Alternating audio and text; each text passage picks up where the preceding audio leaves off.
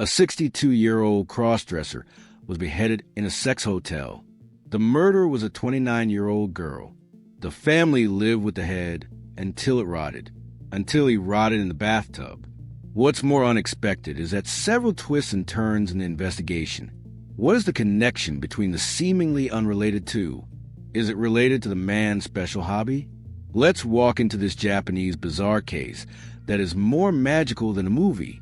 The Boyd District in Sapporo and Tokyo's Kabukicho and Fukuoka Nakadai are known as the three major red light districts in Japan. Purinji, a 62-year-old, is a regular here. Purinji is a temple of an ordinary middle-aged man in most people's eyes. He lives in Kitami City, 30 kilometers from Sapporo. He lives with his wife. His two children have already grown up and moved out. The 1-hour drive allows him to maintain the surface harmony of the family, but also leave space for his own secrets. He works for an interior building materials company in Huiting City. In the eyes of his colleagues, he is honest, serious, but a trustworthy person. He can finish every task assigned to him. No one has ever linked him to nightlife in Boyd District Association.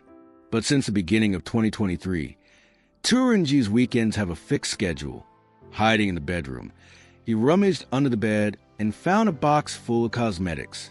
He carefully traced eyeliner and applied lipstick in the mirror, and then put on carefully selected women's clothing. His women's clothing style is bold and eye-catching. Silver white crop tops, white skirts with black stockings are his favorites. Sometimes she wears bright colored dresses. He even gave himself a circle name, Yujong, just to hide his true identity in the club in Boyd District. To hide her true identity.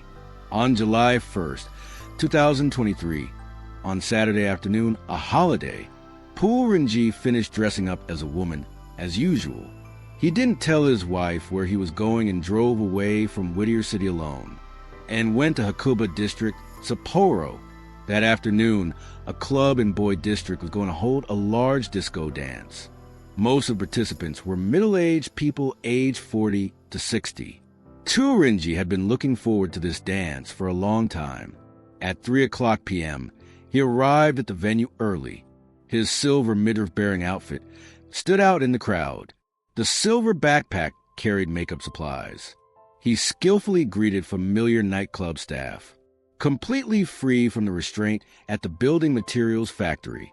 At 4:00 in the afternoon, the stage lights came on. Belly dance and drag show were performed.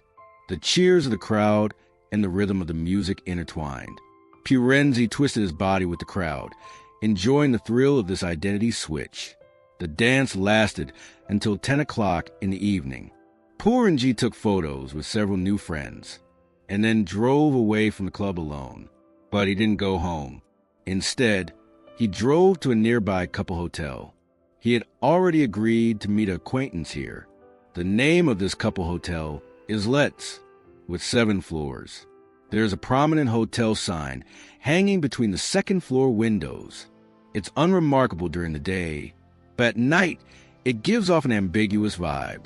As a popular couple hotel in Boyd District, its biggest feature is privacy. Check-in can be done without providing an ID card.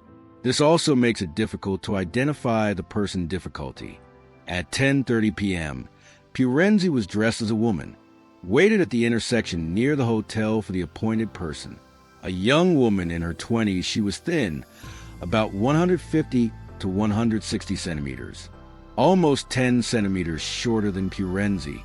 The woman wore a white top and a pair of shorts or a skirt, wearing a black wide-brimmed hat and a mask, covering her face completely.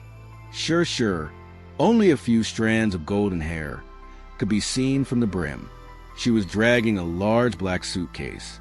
They exchanged a few words, and then entered the hotel together at 11:00, and checked into room 202.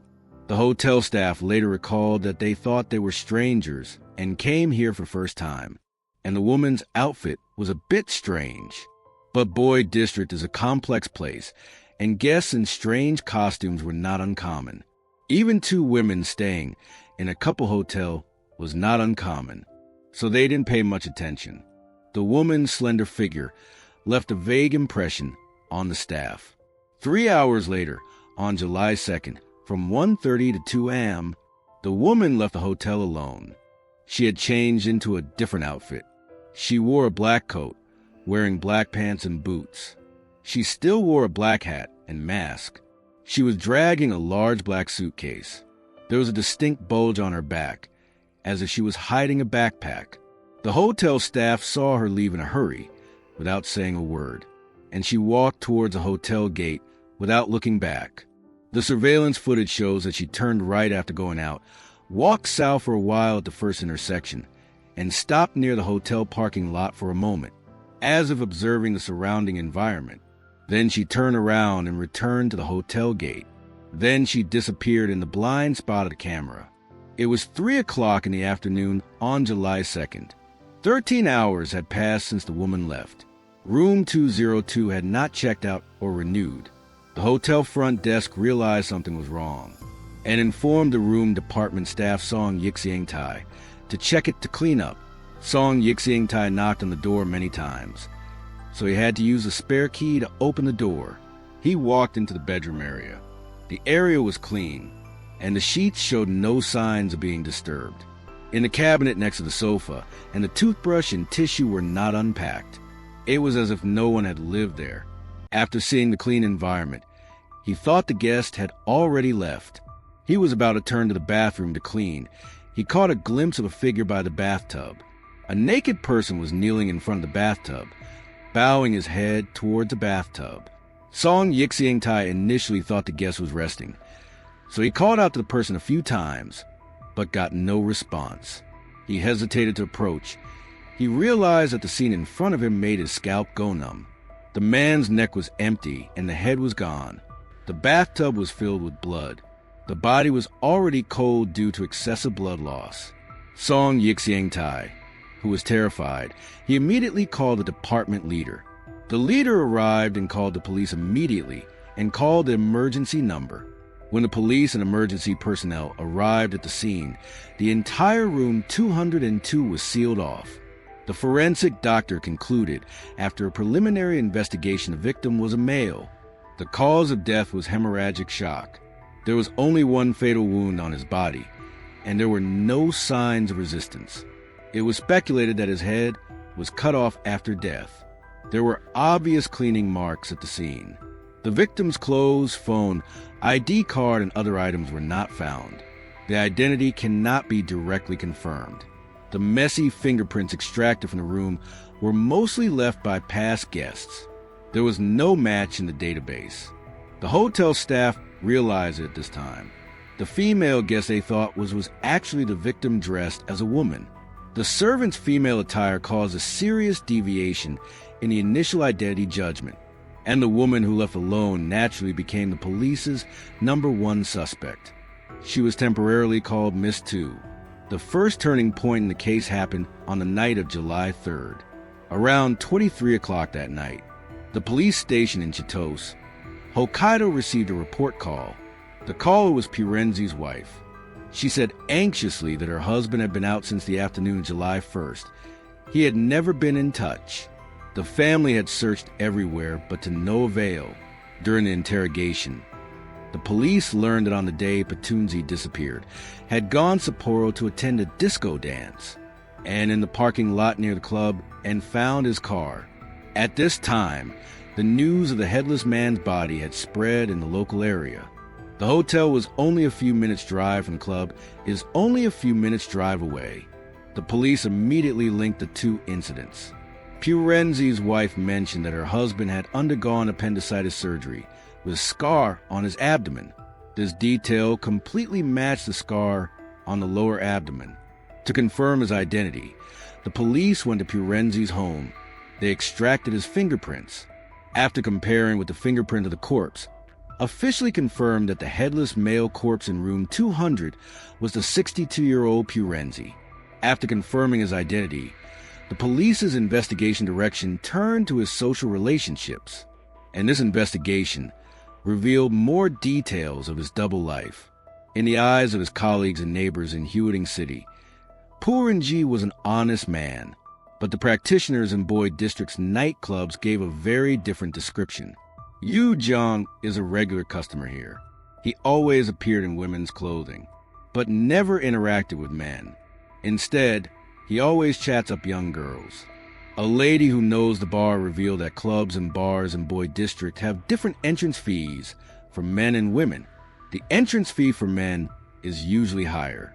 Some men deliberately wear women's clothes to enjoy the low price discount. Hu Renji probably did it for this purpose. But his behavior went far beyond that. He often uses the identity of women's clothing to lower girls' vigilance. He would approach to strike up a conversation and then start touching them. He doesn't care even if he is rejected or scolded.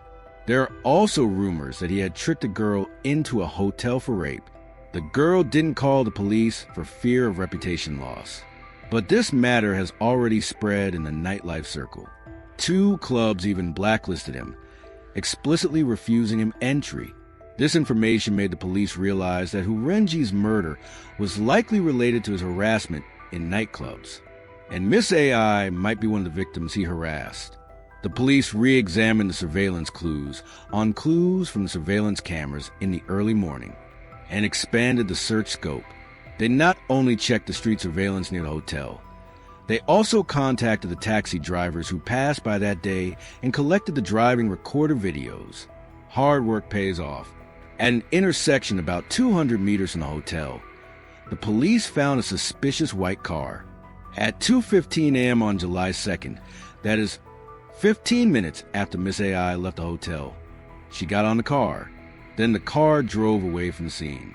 Through license plate number query, the police identified the owner, 59-year-old Tian Suinchio, the chief of psychiatry at Sapporo Chua Hospital.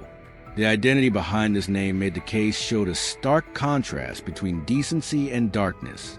In the eyes of patients and colleagues, Shu Tamura is a kind and skilled doctor. He always stood from a professional perspective to provide psychological support to patients. Some family members even said willing to entrust their family's mental health to him. But his neighbors revealed different details. A few months before the crime, Tian Suinchio's behavior became very strange. He often stood at the door to eat instant noodles or bento. Sometimes he ate meals in the car, but never entered the house. After the crime, he frequently visited internet cafes and rarely returned to his residence. The police further investigated and found that Tian Suinchio's family structure was simple. His wife, Kakuko Tamura, 61, is a housewife, enjoying gardening and painting. She once drew a warm family watercolor painting, which was set as a background of his social account.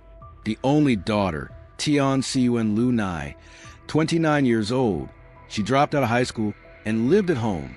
Neighbors haven't seen her go out for nearly 2 years. And Tian Siwen Lu Nai's age and figure highly match Miss AI's characteristics. What worries the police most is Tian Suinchio's professional background.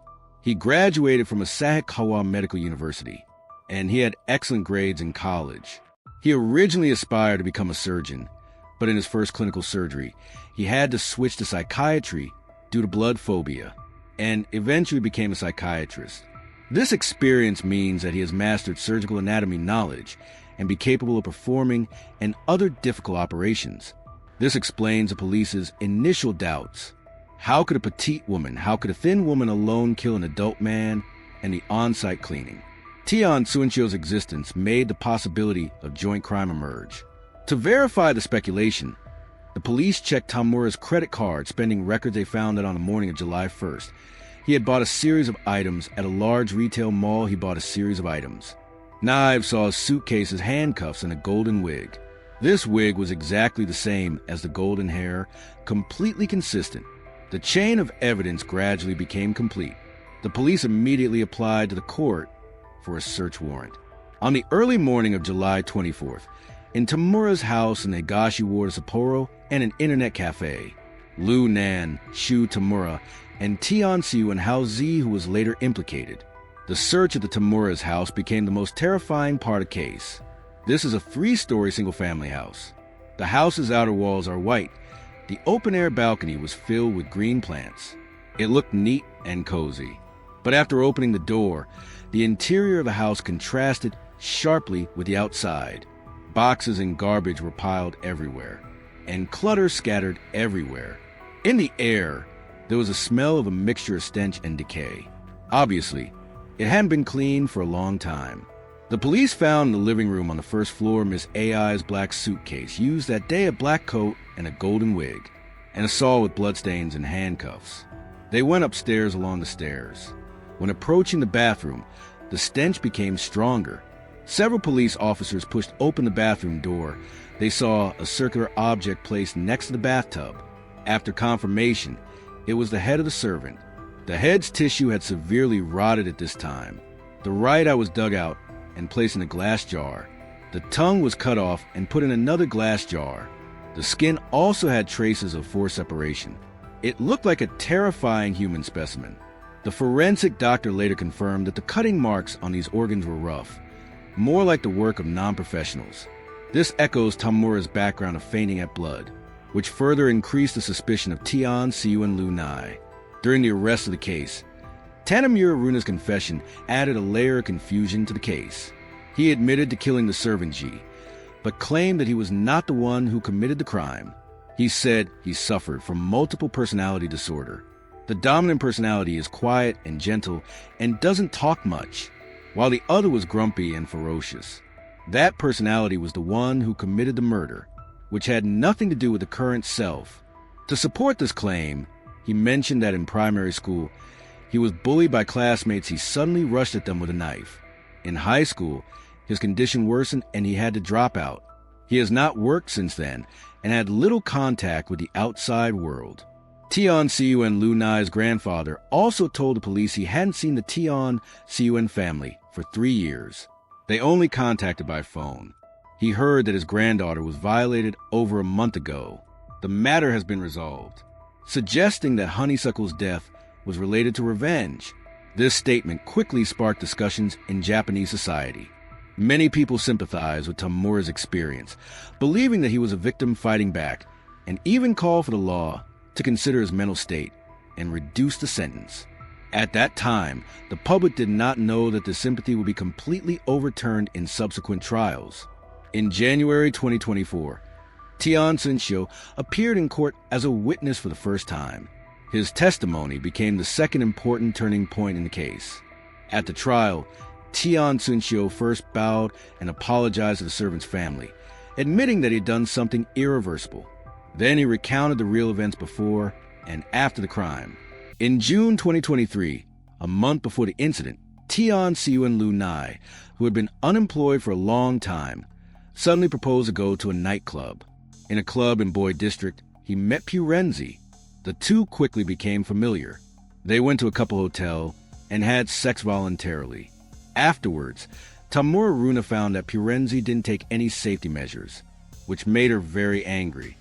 She even went to the clinic with Tianzu and Shio to buy emergency contraceptives. However, she didn't stay away from Purenzi. Instead, she offered to be the queen and play the game, asking her mother, Tamura Hako, to buy relevant props. She also asked Tian Sunshio to practice the game process. On the morning of July 1st, Tian Sunshio took his daughter to the mall and bought knives, handcuffs, and other items. That night, Tamura Runa used playing exciting activities to lure Puchin Shuji to room 202. In the early morning of July 2nd, Tian Sunshio waited in the car near the hotel. When he saw his daughter dragging a suitcase and carrying a backpack, he drove her home. Until they got home, Tian Siun Lu Nai told him that the man's head, I brought it back. Tian Sunshio then knew that his daughter had killed someone. He admitted he worried that his daughter would be arrested immediately, thinking it was a betrayal of his mentally ill daughter. So he chose to hide it and help dispose of the body. Tian Sunshio's testimony completely shattered the illusion of revenge. And Tian Chunhatzi's confession on June 4th, 2024 in the first trial further exposed a distorted family relationship. Tian Siun Haozi said that she and her husband had been overly indulgent to her daughter. Lu Nai had the overwhelming highest status at home. Lu Nai called Tian Siuen Shio as her driver, demanding that the couple call her Mississippi, and even forced herself sign a vow that she was a slave and put it in the living room. After the crime, Lu Nai forced her with her phone to film herself dissecting the servant's head. He gave up halfway because he couldn't bear the bloody scene. Lu Nai asked Shu to continue shooting. What's more shocking is that Tian Siu and Lu Nai put the right eye of the servant Ji into a glass bottle.